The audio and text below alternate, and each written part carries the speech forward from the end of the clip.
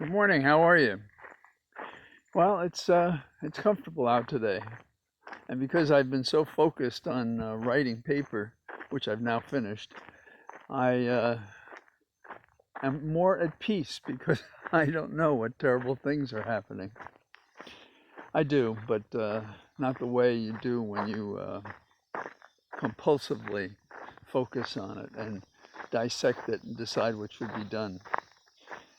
In 1969, I went all over Europe on a motorcycle.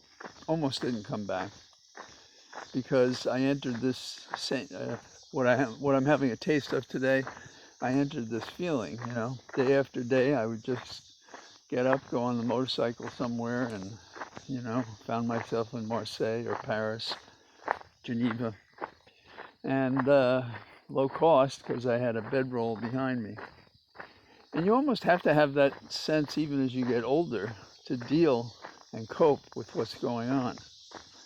But there's always a drumbeat in you, something that's caught you, perhaps when you're young, which is a blessing if it happens, because it sets you on a course to be active and to do things.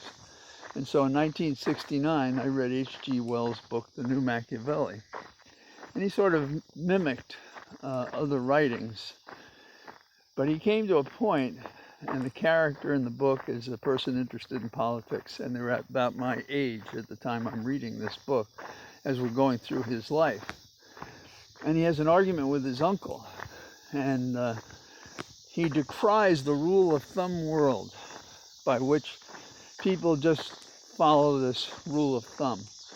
And he said that he existed to question everything, because his sense of things as they were implied there had to be a better order. And from time to time I've quoted that at different events I've been at, but I still think it's true. We have this notion of exceptionalism, and so when we get ourselves in a jam, Afghanistan, we're so exceptional that we have to leave it somehow as victors, though we probably never should have gone there, didn't have a clear mission. And now that we're leaving, which is the only clear and sensible thing we should have been doing long ago, people die and suffer for it, but still it's the right thing to do. Now, I'm sure, I've been writing these pleadings since early this morning, that people are hammering away at, should we have left, and could we have done more, and should we do more, and should we stay there? And none of these people are going to pay with their own lives. They're not going to go over there, and they're not going to have to deal with the very complicated system of the Muslim wars among themselves.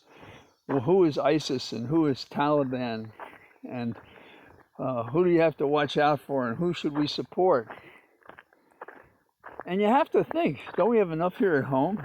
You got a terrible hurricane, shades of Katrina going on in New Orleans. We have a virus pandemic. We can't figure out what to do with exactly, although we have some pretty decent standards. We have kids going to school, and there are lots of people willing to risk them. We have a Congress that can't pass anything. It seems to me we've got a table set for us of things we could and should do. Now, it's interesting, down in Louisiana, although there are all sorts of complaints about what should have been done, it appears we did limit some of the damage by what we learned from Katrina. That's something we should celebrate. And if we've ever been to an airport that was busy, that was having problems, isn't it astonishing the number of people, Americans and those who supported us, that we got out of Afghanistan? Now, so what am I arguing for? What I'm arguing for is we should have a triage of what it is we're about and attend to it. In politics, number one has got to be voting. Number two has got to be the virus. Number three has got to be taking care of our citizens. And I'm thinking more of the $3.5 trillion bill that may or may not ever pass that deals with, quote, infrastructure. Because it also pays for itself, unlike the $1 trillion one, which has all sorts of crazy bullshit that deals with that. And separately, but coincident with that, we have to have the accounting, the reckoning of all those people who've done bad things, wrong things, challenged our government.